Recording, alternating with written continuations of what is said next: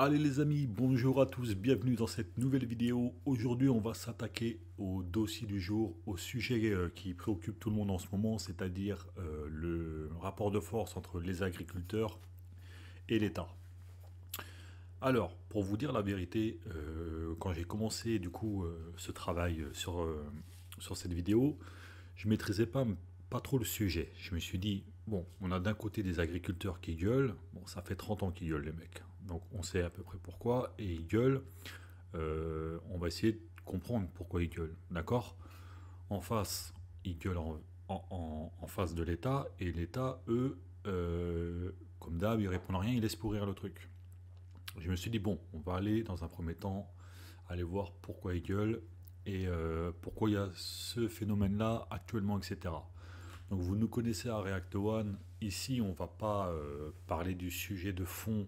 En tout cas, on va le survoler parce que on va quand même un petit peu en parler pour savoir de quoi on parle. Mais on va pas entrer dans tous les détails. Ce serait hyper compliqué. C'est un sujet vaste et chaque agriculteur a ses petits problèmes, enfin, même ses gros problèmes, et qu'on va pas aller dans le détail. Mais on va regarder ça d'un autre angle. Nous, ici à React One, on va essayer d'analyser euh, comment que ça va se passer dans le futur. D'accord?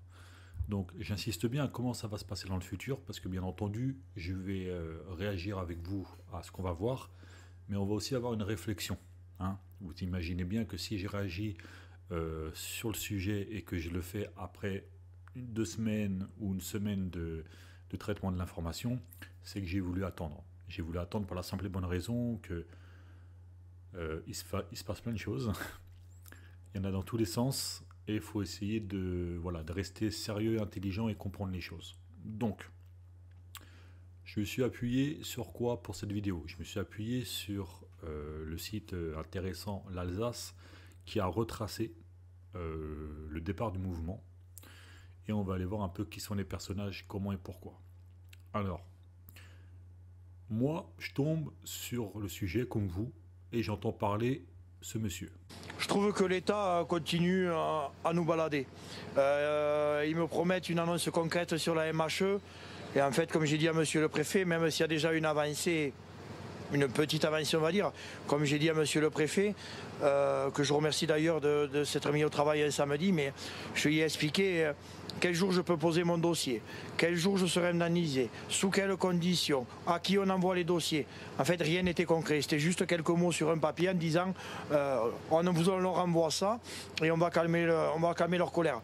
Il faut qu'ils comprennent qu'on n'est pas du tout en colère. Nous, on est juste déterminés. On est déterminés à sauver notre métier. On est déterminés à arrêter ce massacre. Donc oui, j'ai appelé tous les agriculteurs de France à descendre, à se mettre ensemble, à s'unir, qu'on retrouve les valeurs de l'agriculture et de la solidarité. Mais après, je demande aussi à tous ces agriculteurs-là d'être capables de montrer que les agriculteurs, on est dignes et fiers et qu'on n'est pas là, on n'est pas des casseurs.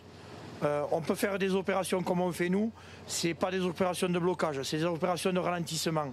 Oui, on a pris une autoroute, on s'est mis sur une autoroute, mais on a trouvé une issue de secours pour les autres concitoyens français qui nous soutiennent vraiment. Et surtout, je le dis et je le répète, hein, il ne faut aucune dégradation. Il faut qu'on sorte digne de ce combat et on se mettra encore plus l'union publique avec nous. Ok, donc j'ai compris qu'il y avait un problème drastique avec les éleveurs, les agriculteurs, dans le sens où il y a quelque chose qui leur pose problème au niveau européen et au niveau national. Ce monsieur, il s'appelle Jérôme Bale. Il me semble que c'est ça, Jérôme Bale. On va aller vérifier tout de suite. Il me semble que c'est ça. Jérôme Bale. Désolé si je le prononce mal. À l'origine de la contestation. Bon. Alors, ce monsieur, il nous explique, je n'ai pas besoin d'un mec qui est né à Paris dans le 15e arrondissement, avis aux politiciens comme Gabriel Attal ou Macron, hein, sans un centimètre carré d'herbe pour me dire ce que je dois faire sur mon exploitation. Et on nous dit que c'est Jérôme Bale, éleveur de bovins, en Haute-Garonne, qui est à l'initiative du blocage de l'A64, pour l'autoroute 64, près de Toulouse, mi-janvier. Mi-janvier, ok. le mouvement de contestation chez les agriculteurs a essaimé partout en France. Alors, moi j'entends qu'il y a un problème et tout ça, au niveau de l'Europe, au niveau national. Donc, on va aller voir c'est quoi le problème. Donc, j'ai entendu parler du Mercosur. On m'a dit il y a un problème de libre-échange au niveau de l'Union européenne et le problème c'est le Mercosur. Okay, enfin, en tout cas, un des problèmes c'est le Mercosur. À React One, on est des connards, on va aller voir c'est quoi le Mercosur. Alors le Mercosur, vous voyez ici, on va aller voir là, le Mercosur c'est le marché commun du Sud, couramment abrégé Mercosur ou Mercosul, est une zone de libre-échange qui regroupe plusieurs pays de l'Amérique du Sud. Il est composé de l'Argentine, du Brésil, du Paraguay et de l'Uruguay. Le Venezuela a suspendu depuis décembre 2016. Bon, alors là, moi je veux bien, mais là, ça ne fait pas partie de l'Europe. Pourquoi on nous parle de Mercosur? Bon, je laisse ça de côté, mais je garde les informations, ne vous inquiétez pas. Hein. Tout ça est lié, et vous allez voir vers la fin de la vidéo, la réflexion qui va être la mienne. Mais je suis obligé de vous donner les éléments, on va essayer de mener l'enquête un petit peu. Mercosur, on met ça de côté. Ensuite, je tombe sur une vidéo des lois européennes. Je suis dans une séance de vote qui va commencer dans quelques minutes pour la commission commerce international, ce qu'on appelle la commission INTA. J'ai un message pour les agriculteurs. Sachez qu'après avoir voté le traité pour la Nouvelle-Zélande, maintenant on nous propose un traité dans quelques secondes pour le Chili, le libre-échange avec le Chili. Si ce traité est voté, 95% des échanges avec le Chili se feront sans droit de douane. Et puis, en matière agricole, sachez que c'est 18 000 tonnes de plus de volailles, 9 000 tonnes de plus pour la viande porcine, 4 000 tonnes pour la viande ovine, 2 000 tonnes pour la viande bovine, sans compter l'huile d'olive, les œufs, les dérivés de l'amidon. Bref, cette Europe ne s'arrête jamais. Cette Europe de libre-échange, en réalité, poursuit un plan sans tenir compte de la réalité. Voilà pourquoi je voterai contre, bien sûr, ce traité de libre-échange. Et je vous donne un conseil. Regardez ce que votent les amis de M. Bellamy au Parlement européen ou les amis de M. Macron. Ok. Donc là, on nous parle de l'Europe. Le gars rentre dedans. Je ne sais pas qui est ce monsieur. Je suis désolé, je n'ai pas la référence. Donc je ne peux pas vous dire qui est ce monsieur. En tout cas, il a l'air d'être bien placé. Et il nous parle de loi européenne et de vote. Donc je pense qu'il fait partie de la Commission européenne au niveau de la France. Et vu son discours et vu où est-ce qu'il est installé, je pense qu'il maîtrise grave son sujet. Donc il est en train de nous dire que le libre-échange est un problème. Donc on a le libre-échange que je vous ai expliqué avec le Mercosur au niveau pays international. Et on a à peu près aussi également le même problème au niveau européen. Bon. Gardons ça de côté. Et on va continuer avec les petites vidéos. Donc, il nous dit, faites attention à qui vote quoi, etc. Et tout ça, Macron et tout ça. Bon, ok, moi ça me va. Alors, je tombe sur une autre vidéo qui va nous préciser un petit peu entre les deux problèmes, c'est-à-dire entre le côté libre-échange international et le côté libre-échange européen. Quelqu'un qui va nous expliquer ça très simplement et on va essayer de décortiquer la vidéo. C'est parti. Sur les accords du Mercosur que vous nous dites, ok, mais il n'y a pas que ça. Il y a eu les accords de Nouvelle-Zélande qui vont faire importer du lait alors qu'on ne sait pas quoi faire des moutons. Il y a les accords. Il y a 3 jours, c'était les accords avec le Chili. Tous les jours, on dirait qu'ils nous provoquent. Mais ils veulent vraiment le chaos. Ils veulent vraiment... C'est normal que les agriculteurs, ils ont fait demi-tour tout à l'heure sur l'autoroute. Leur chef, les cols blancs de la FNSEA, ils leur ont dit rentrez à la niche, rongez votre os. Ils veulent pas, il n'y a pas d'os à ronger. Mais dites-moi, au départ, il y avait une certaine harmonie entre les instances syndicales. J'ai le sentiment, en vous écoutant, que c'est moins le cas quand même. Hein. C'est M. Rousseau qui a décidé au mois de juin avec Bercy d'augmenter le GNR. En contrepartie, il faut mettre de plus en plus de biocarburants. Pourquoi? Parce que M. Rousseau, il est à la tête du groupe Avril, à la tête du biocarburant. Il faut dire ce qu'il en est. C'est qu'on a affaire à la mafia dans la mafia. Et les pauvres gars qui se veulent... Faites attention aux propos quand même. Non, non, il faut dire... Non, mais c'est vrai. Il y a 2 morts par jour, 50 exploitations qui disparaissent tous les jours. On ne peut plus, monsieur. On est à 300 €. Les députés, ils ont pris 300 € d'augmentation. Les sénateurs, 700. On se fout de notre gueule. Ils nous poussent à bout. On est raisonnable, on est des entrepreneurs, on veut vivre notre métier, mais c'est interminable. Tous les jours, il y a des accords de libre-échange. Donc la seule solution, moi j'en vois pas d'autres, des mesurettes, ils n'arriveront jamais à calmer la détresse des agriculteurs, ils n'y arriveront pas. La seule solution, en plus c'est nous les éleveurs, qu'on est tributaires de cette folie de Van der Leyen, cette hyène, mais elle est complètement folle cette femme. Ok, alors là du coup, mon esprit s'est éclairé. Je me suis dit, ok, je comprends. Je comprends. Qu'est-ce qu'il faut comprendre, les amis? Il faut comprendre que ces mecs-là, à qui on dit mesurez vos propos quand même. Alors le présentateur, lui, sans culot, hein, d'accord? Enfin, sans culot. Avec un culot monstre plutôt. Il vient dire à un mec qui bosse H24 comme ça, mesurez vos propos, parce que lui, il est en train de dire, oui, mais Rousseau, machin, et tout ça, il nous dit de pas faire ci, il nous dit de pas faire ça, il nous dit de mettre du bio, machin, et tout ça, alors que lui-même, il a la tête de cette entreprise de bio, machin, et tout ça. En gros, hein, c'est ce qu'il nous dit. Hein. Enfin, je crois, je ne sais pas si c'est l'entreprise ou la départ et tout ça. Ça veut dire qu'en gros, le mec, il dit n'achetez pas ces produits-là, mettez plutôt le mien, parce que du coup, il est mieux, mais du coup, ça remplit ses poches à lui. S'il parle de Rousseau, ministre du gouvernement français, ça va déjà poser un petit problème. Ensuite, le mec lui dit mais mesurez vos propos quand même quand vous dites mafia et tout ça. Pardon, monsieur? Lui doit mesurer ses propos. Tu plaisantes ou quoi, toi? À quel moment il faut qu'il mesure? Un mafieux est un mafieux. Le gouvernement français, à l'heure d'aujourd'hui, sont des mafieux, clairement. Il n'y a plus personne à part vous qui êtes subventionné par ces gens-là qui ose dire le contraire. Ces gens sont des mafieux. Vous mesurez vos propos, calmez-vous. Surtout quand ce monsieur vous explique après qu'il y a des morts déjà, d'accord? Qu'ils n'en peuvent plus, qu'ils ont la tête en dessous l'eau et qu'ils commencent un petit peu à en avoir marre de vous expliquer les choses quand vous ne voulez pas les comprendre. Clairement. Donc ça, cartouche journaliste de la part de React One, c'est cadeau. Vous mesurez vos propos. Je reviens aux propos qui sont les propos de départ. Moi, je comprends les agriculteurs quand on leur demande de faire, par exemple, un agriculteur dans le... Alors, c'est exhaustif ce que je veux dire, c'est pas la réalité, je vais prendre des exemples.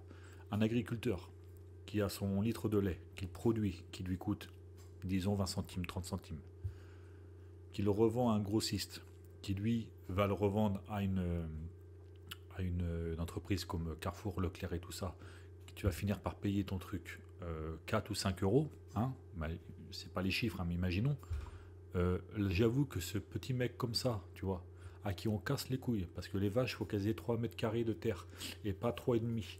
Il faut qu'elles mangent ça pour pouvoir produire ça, machin, tout ça. Qu'on lui demande de mettre des pesticides, qu'on lui demande des normes européennes dans tous les sens, et que le mec il passe plus de temps à remplir des carnets de fiches en expliquant que sa vache, elle a bouffé à 10h, elle a pété à 10h05, elle a bu à 10h08, etc. Et qu'en face de ça, donc de mecs comme ça, en France, des Polonais, des Suédois, des Nouvelle-Zélandais,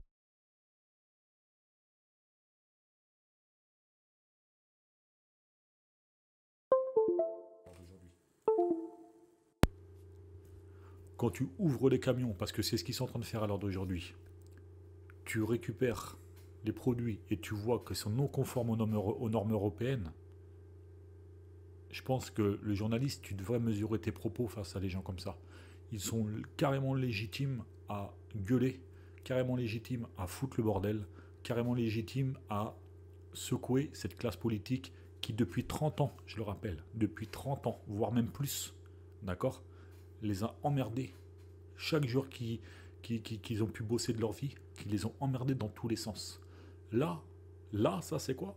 C'est les 30 ans de néolibéralisme de la droite, 30 ans de néolibéralisme de ces enfoirés de politiciens, okay, qui s'en sont mis plein les poches, qu'on dit amen à une Ursula von der Leyen, comme il dit, hystérique dans tous les sens, qui sert à rien à part se remplir les poches, qui nous fout nous dans la merde. Ok? Donc il est carrément légitime. Donc le Moscassure là, Moscosur, un truc comme ça. Alors, je vais pas vous dire de bêtises.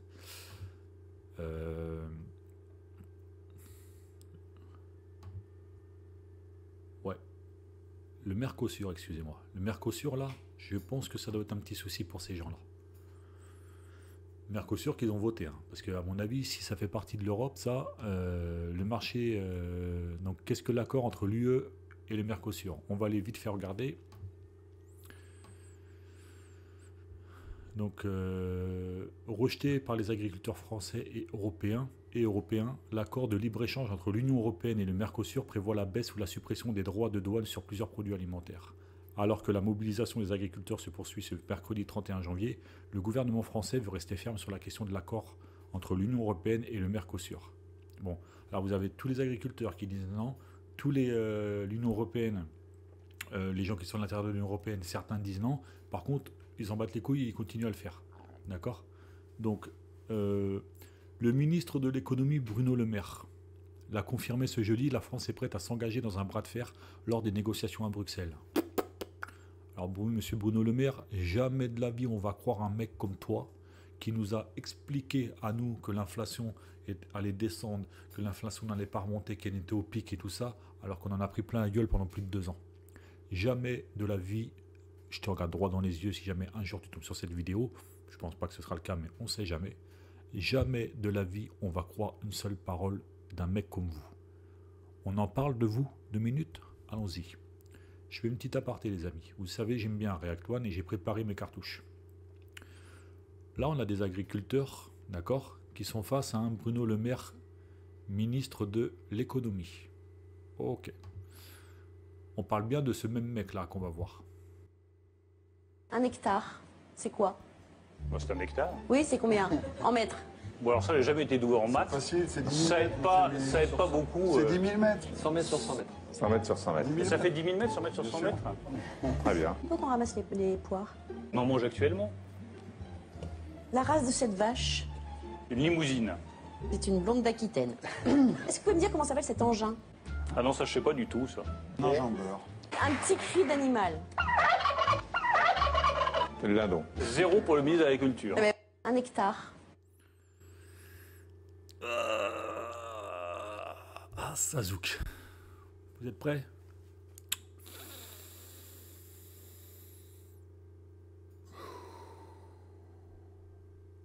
Bordel de merde, ce mec il est ministre de l'agriculture au moment où il répond à des questions comme ça. D'accord? Ministre de l'agriculture, les amis. Hein. Ok? Actuellement, il est ministre de l'économie. Mais là, au moment où on lui demande ça, il est ministre de l'agriculture. Et on a un mec qui n'est pas capable de nous dire ce que c'est un hectare, qui n'est pas capable de nous... Encore la vache, ça peut... Voilà, ça peut... Toi comme moi, la vache, en vérité, on ne sait pas si c'était une limousine, une vache d'Aquitaine, on n'en sait rien. L'espèce de tracteur là, l'enjambeur, ça, allez, pareil. Toi et moi, on ne sait pas trop ce que c'est. Le dindon, bon, je suis désolé, ça, mec, on sait tous, moi, j'avais reconnu direct. Mais toi et moi, qui n'arrivons pas à reconnaître l'enjambeur et la vache, toi et moi, on n'est pas des agriculteurs, ok? Mais lui, il est ministre de l'agriculture. Donc, ministre de l'agriculture, tu as un minimum capable d'avoir les connaissances du métier, c'est-à-dire du ministère dans lequel tu t'inscris. D'accord? C'est la base, mec. Donc, pour un mec qui vient nous dire, à nous, dans la même phrase, il ne sait pas combien que ça fait, 1 hectare. Il ne sait pas combien que ça fait. Il ne reconnaît pas une vache. Il ne reconnaît pas un enjambeur. Et en plus de ça, il ne reconnaît pas un dindon. Ministre de l'Agriculture. J'ai envie de te dire, quand tu vois que le ministre de l'économie, parce que maintenant il est ministre de l'économie, alors si déjà un autre ministre ministre de l'Agriculture, le mec n'était pas capable de connaître, de maîtriser son sujet, maintenant qu'il est ministre de l'économie, j'ai peur pour l'économie française. D'accord? Et en plus, sachez une chose, les amis, on va revenir quand même sur cette phrase de dingue. Quand je vous dis que cette chaîne, c'est une chaîne de fous, hein? Alors ça, je n'ai jamais été doué en maths. Jamais été doué en maths. Facile, c'est 10 000. J'ai jamais été doué en maths. Pourquoi on a foutu un mec comme ça, ministre de l'économie, ministre de l'économie, pardon, j'en bafouille, alors qu'il est nul en maths.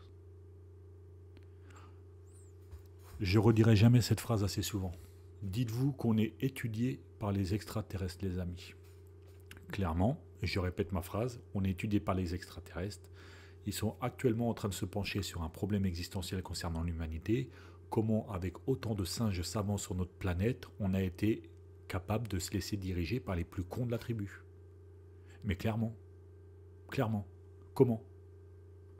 Ce mec est ministre de l'Agriculture à l'époque où on lui demande des problèmes liés à l'agriculture avec des simples questions de connaissance du métier et du ministère dans lequel il doit trouver des solutions. Maintenant, ministre de l'économie, c'est un scandale. Ça c'est un scandale. C'est un scandale. Donc maintenant, quand j'entends le ministre de l'économie, Bruno Le Maire, oui, hein, c'est bien celui qu'on vient de voir, l'a confirmé ce mercredi, il l'a confirmé en plus. Hein. La France est prête à s'engager dans un bras de fer lors des négociations à Bruxelles. Mais nique ta... Mais en vrai, hein, va te faire en... mon gars. Mais clairement, on a vraiment, va te faire en... C'est clair. On a envie de te jeter des pierres. On a vraiment envie de te jeter des pierres. C'est incroyable, je trouve ça incroyable. Donc du coup, on va aller voir maintenant notre ministre, notre cher Premier ministre, d'accord, qui a un avis un petit peu sur ce qui se passe. Le mec est interpellé par une agricultrice et observez la dinguerie de la vidéo que je vais vous envoyer, les gars. Vous êtes prêts? On y va. Me permettre d'intervenir sur le sujet de l'eau, effectivement, c'est un gros problème dans le département, mais c'est un gros problème national. Ne pas pouvoir stocker l'eau me paraît une vraie aberration. C'est pas que pour le maraîchage, l'eau. Hein. On parle de souveraineté alimentaire dans notre département, enfin dans notre France, et on nous empêche de stocker l'eau pour arroser l'été au moment où on en a le plus besoin. Alors que cette année, on a le cas. Je pense que si on avait stocké l'eau, on aurait certainement eu moins de problèmes de crue. Et ça nous aurait servi pour cet été. On est l'un des seuls pays qui ne stocke pas d'eau. Les autres pays, on stocke de l'eau. Ça ne pose de problème à personne. Pourquoi est-ce qu'en France, ça pose un problème? Moi, je vous pose cette question et je vous pose la même question que j'ai posée au ministre de l'Agriculture au mois de novembre. C'est quelle agriculture française vous voulez? Moi, je ne la comprends pas. Et je trouve qu'elle est complètement à l'envers du travail que l'on fait sur le terrain, du travail qui est fait nationalement, et je ne comprends pas. Et à force de ne pas comprendre, ben on en est là, on est dans le dur, et c'est trop compliqué. Vous avoir ce matin, ça a été très compliqué. Le préfet a fait un travail remarquable d'échange, et on a tous fait un travail remarquable pour vous recevoir. Mais sachez que si vous n'étiez pas venu, je pense que le département était à feu et à sang dans la matinée, que vous auriez été très bien accueillis. Bon, bah, c'est bien que je sois là. Donc, je ne suis pas sûre que ça me fasse rire, monsieur Attal. J'entends ce que vous dites. On a une pression avec nos agriculteurs, et moi, je suis agricultrice. Ça fait 25 ans que je suis agricultrice. Je n'ai jamais rencontré les problèmes que j'ai aujourd'hui.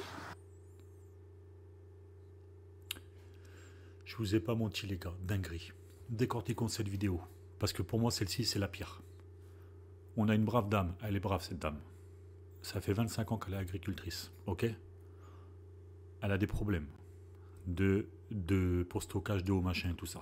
On lui a dit qu'elle pouvait pas le faire, etc. En face d'elle, on a ce pauvre connard de Gabriel Attal qui a jamais bossé de sa vie. D'accord, qui est propulsé Premier ministre du pays, d'un pays comme la France, d'un grand pays comme la France même, je veux dire, à 34 balais, je crois qu'il a 34 ans, il me semble, je ne sais plus, il faudra vérifier son âge, mais bref, 34 balais, qui n'a jamais foutu les pieds dans un élevage bovin, dans un élevage de poulet, dans un élevage tout court, qui n'a jamais mis les pieds à la campagne de sa vie, ça se trouve, qui est en face d'une brave dame, pardon, excusez-moi, je vais respecter quand même la dame. Lui, je le respecte pas, le gouvernement français, je ne les respecte pas, clairement, je vous le dis clairement, je leur pisse au cul, clairement. Donc, cette brave dame qui va expliquer, qui travaille, qui charbonne depuis 25 ans, d'accord, qui a toujours payé ses impôts, qui a toujours bien fait les choses, en face d'elle, elle explique à un mec qui n'a jamais bossé de sa vie, qui est propulsé à 34 ans à la tête d'un pays, qui n'y connaît que dalle en travail, qui n'y connaît que dalle en économie, qui n'y connaît rien du tout dans tous les sens du terme, et lui, la seule chose qui répond à ça, parce que observez bien la dinguerie de la vidéo, les gars, je vous le remets, hein. Quand cette brave dame dit vous l'entendez pas jacter, hein, vous l'entendez que faire ça depuis le début, vous savez le petit chien qui fait derrière la voiture. Et au moment où le gars, il commence à avoir une réaction, c'est quand on lui explique que le préfet, sans doute macroniste, je sais pas, c'est une interprétation de ma part, je vais pas dire que c'est le cas, mais quand le préfet a réussi à faire son job de macroniste, tu vois, comme quoi en mode, ah bah le préfet du coup, vous voyez, il a réussi à... On va revenir sur cette phrase-là, là. Le préfet pour exactement dire les choses, et vous voyez, il commence à rigoler sur ça. Remarquable, d'échange, et on a tout... Tu vois, il est content. Hein. Son préfet, sans doute macroniste, tu vois, où la dame lui explique remarquable, d'échange, à l'écoute et tout ça. Là, il est content. Ah, vous voyez, du coup, mon ministère, il est à l'écoute, il est, tu vois. Alors que le mec, il s'en bat les couilles, en fait, quoi. Clairement. Lui, ce qui l'intéresse, c'est de savoir que son propre ministère, hein, ses préfets, ses députés et tout ça, macronistes, d'accord, eh ben, ils sont à l'écoute des gens. Et du coup, tu vois, il est content, quoi, de ce truc-là. Cagole de merde que tu es, va. Vous fait un travail remarquable. Regardez-le, observez-le. Mais sachez que si vous n'étiez pas venu, je pense que le département était à feu et à sang dans la matinée, que vous auriez été très bien accueillis. Bon, bah, c'est bien que je sois là. Donc... Bon, ok. Bon, bah, du coup, c'est bien que je sois là, comme ça, il n'y aura pas de bordel. Mais putain, mais mec. Mais foutez-moi les dehors, ces gens-là. Foutez-les-moi en prison, ces gens-là.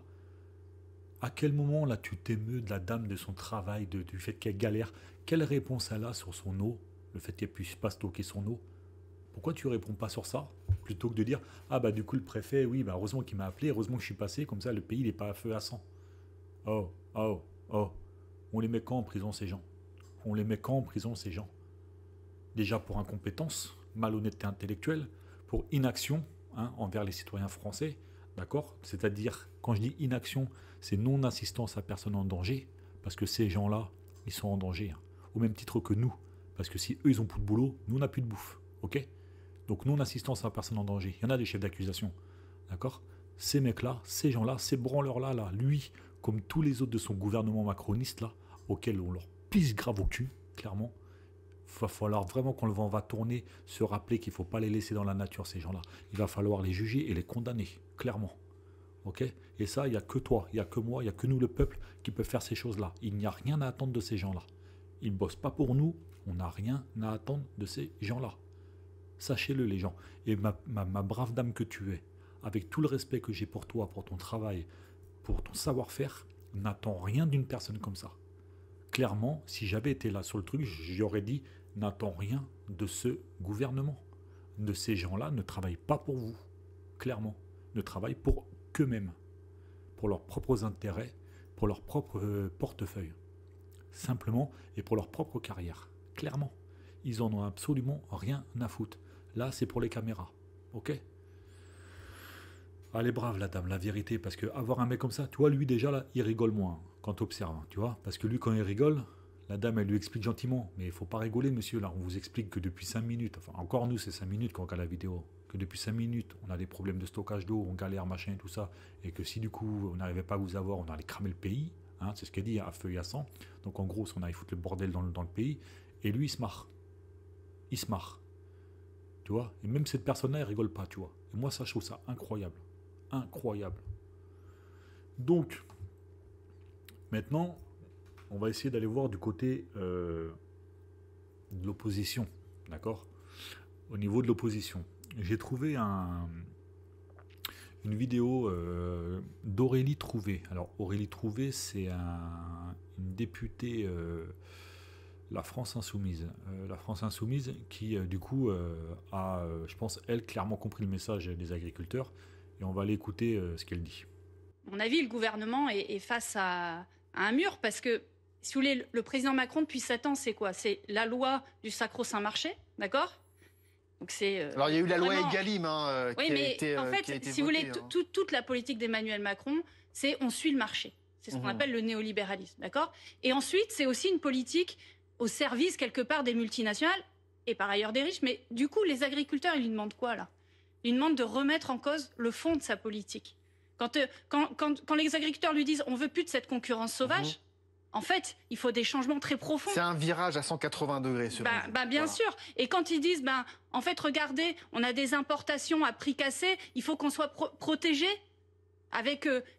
Thomas l'a dit, de la Confédération paysanne, il faut qu'aux frontières, notamment, on ait des prix minimums d'entrée. Ça, c'est une remise en cause fondamentale de la politique d'Emmanuel Macron qui vise à dire « Ah non, il faut un libre marché qui est jamais libre, hein, par ailleurs. » mais voilà. Voilà, donc en fait, je n'avais pas précisé. Aurélie Trouvé, donc, elle est agroéconomiste. Donc elle connaît le taf de ça, d'accord?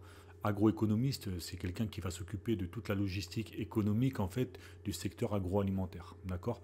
Donc elle est clairement en tête de gondole pour pouvoir comprendre le message des agriculteurs et comprendre les messages qui est adressé au gouvernement du coup en place. Mais comme elle l'explique, Macron déjà, moi il y a un truc qui me rend fou, c'est que faut arrêter de... Moi je comprends pas pourquoi les gens, les agriculteurs et tous ces gens-là, les éleveurs et tout, je ne sais pas pourquoi ils attendent quelque chose d'un gouvernement qui, avec les retraites, avec les gilets jaunes, etc., ne font qu'appliquer les lois de Bruxelles, les lois européennes. C'est pas eux qui commandent en fait. Donc arrêtez de vous adresser aux politiciens, c'est pas eux qui commandent. Si vous voulez que ça change réellement, il faut d'une part encercler Paname et toutes les agglomérations françaises, le faire intelligemment, et sortir de l'Europe. Il faut sortir de l'Europe. Clairement, les amis, tant qu'on sera dans cette Union européenne, il n'y aura que des problèmes sur problèmes sur problèmes. Parce qu'on nous parle de souveraineté alimentaire. La petite dame de tout à l'heure, elle est brave, elle nous parle de souveraineté alimentaire. On obtiendra la souveraineté alimentaire que quand on sera sorti de l'Europe. Clairement. Parce qu'un agriculteur français qui est pris à la gorge par de nombreuses taxes, etc., il ne pourra jamais rivaliser avec un agriculteur polonais à qui on ne demande aucune norme européenne, qui importe ses camions, qui va livrer des boucheries, qui va livrer des magasins français avec dessus marqué non conforme aux normes européennes. D'accord ? Jamais il va pouvoir concurrencer ça. Donc c'est soit on arrête les conneries, on comprend en se conscientisant, disons, en faisant marcher notre conscientisation commune, qu'il va falloir à un moment sortir de l'Europe, les gars. D'accord ? Donc ça va être à nous de pousser ça. Je ne sais pas comment, je ne sais pas pourquoi. Déjà, écoutons les politiques qui commencent déjà dans leur discours, avant toute chose, à nous parler de sortie de l'Europe. Eux sont intéressants. Ensuite, Macron, qui attend encore quoi que ce soit de cette personne-là? Qui attend quoi que ce soit de ce gouvernement? Clairement. Retraite, gilets jaunes, etc. Personne, il ne faut rien attendre de ces gens-là, les amis. On va être clair entre nous, il ne faut rien attendre de ces gens-là. Ils ne représentent plus rien. Qui écoute encore Macron à l'heure d'aujourd'hui? Il n'y a plus personne. Plus personne écoute ce gouvernement. Ils sont même défiés par leurs propres députés, ces gens-là. Donc il y a un moment, il va falloir... Bon, allez, on va maintenant passer à la dernière partie de cette vidéo, parce que le sujet est vraiment complexe, il est vaste, il y a plein de choses à dire, et puis j'ai pas assez d'une vidéo pour le faire. Il y en a qui débunkent mieux que moi ce genre de choses. Moi, je suis vraiment juste sur la réaction, et voici ma réflexion à l'heure d'aujourd'hui. Je pense clairement que le gouvernement n'a aucune réponse à apporter aux agriculteurs et aux éleveurs, et aux Français. Donc, ils vont faire comme ils ont fait pour les retraites, et ils vont faire comme ils ont fait pour les gilets jaunes, c'est-à-dire ils vont laisser pourrir le mouvement. Je m'explique. Vu qu'ils n'ont aucune solution à apporter et qu'ils n'en ont pas parce que c'est pas eux qui décident, c'est Bruxelles, c'est l'Union européenne, je vous explique comment ça va se passer. Là, on a eu Darmanin qui a dit non, non, c'est légitime, ils ont le droit de faire les choses tant qu'ils cassent pas. Ok. Ils ont le droit de manifester tant qu'ils ne cassent pas. On a des cagoles médiatiques comme Karine Le Marchand, là. Vous voyez, Karine Le Marchand de L'Amour est dans le pré, là, hein, qui vient, alors je ne vais pas vous passer la vidéo parce qu'il me semble que je vais être coupé, je ne vais pas avoir les droits, qui vient apporter en fait des croissants aux agriculteurs et qui vient les soutenir, d'accord? Donc, en leur disant un mot clair, je ne peux pas vous passer la vidéo, désolé, en leur disant, mais tout le monde est avec vous, mais surtout cassez pas. Mais tout le monde est avec vous, mais surtout cassez pas. Qu'est-ce que ça veut dire ça? comment ça, ils nous envoient une meuf de la télé-réalité en face de mecs en leur disant tout le monde est avec vous, mais cassez pas. Ça veut dire que le jour où ils vont commencer à en avoir marre parce qu'ils ne sont pas écoutés, ils vont casser. Et il va se passer quoi après? Quand je vous dis ils vont pourrir le truc, je vous explique ce qui va se passer. Les agriculteurs ne vont pas avoir la réponse en face d'eux. Ils vont commencer à en avoir marre et à poser des actions. D'accord? Ils vont commencer à brûler des trucs, des machins, tout ça. Ils vont squatter. Darmanin et tout le reste, ça leur pose aucun problème qu'ils manifestent. Tant que ces gens-là ne viennent pas à Paname, en fait. Le jour où ils vont venir à Paname et ils vont entrer dans Paris, vous allez voir qu'ils vont avoir un autre discours, ces gens-là. Parce que du coup, tant que c'est à l'extérieur, parce qu'eux, ils considèrent, là, pour eux, la France, c'est Paris. Et le reste, on est des bouseux. Ok? Ce qui n'est absolument pas le cas. C'est grâce à tous ces bouseux qu'on fait la France. La France, c'est pas Paname. Ça se saurait sinon. Donc, vous allez voir qu'il va commencer à avoir des actions, machin, tout ça. Ensuite, ils vont tomber sur des agriculteurs qui vont la jouer individuelle et qui vont essayer d'obtenir des choses, machin, tout ça. Et quand ils auront ces choses-là, ils vont commencer à dénigrer un peu le mouvement, les syndicats, les machins, tout ça. Ils ont raison sur les syndicats, mais pas sur le mouvement. Donc là, il va falloir être très attentif à ce qui va se passer. Ensuite, vous allez voir que les petites actions vont entraîner des moyennes actions qui vont entraîner des grosses actions. Et à un moment, il y aura une action qui va faire que Darmanin, il va envoyer les keufs. Et ça va mal se passer. Parce que quand Darmanin envoie les keufs, ça se passe toujours mal. Parce qu'ils y vont avec des ordres. D'accord? Des ordres malsains. Et on va avoir tous les gens, les mecs, par exemple, je sais pas moi, les antifas, les mecs d'extrême droite, machin, tout ça, qui vont venir en secret se greffer à des manifs et des choses comme ça, qui vont foutre la merde.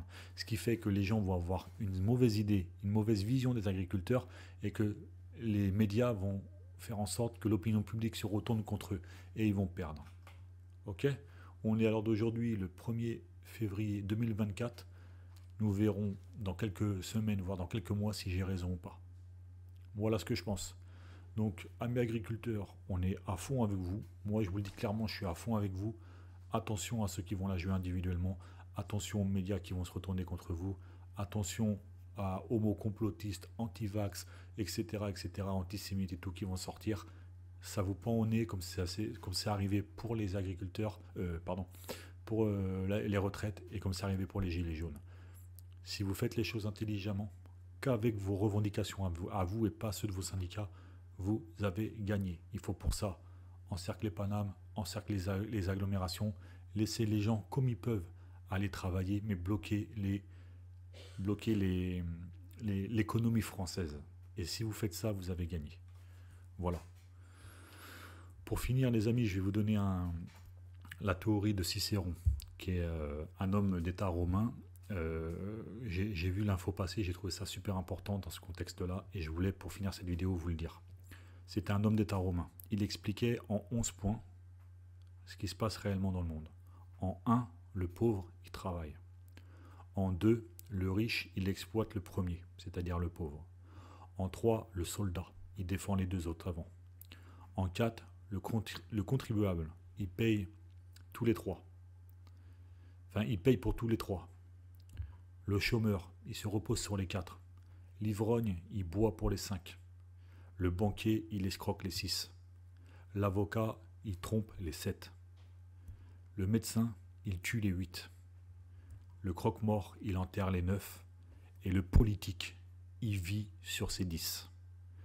Et vous savez quoi, les gens? Depuis 2000 ans, rien n'a changé. C'était Jérôme pour React One. À la prochaine, les amis. Ciao.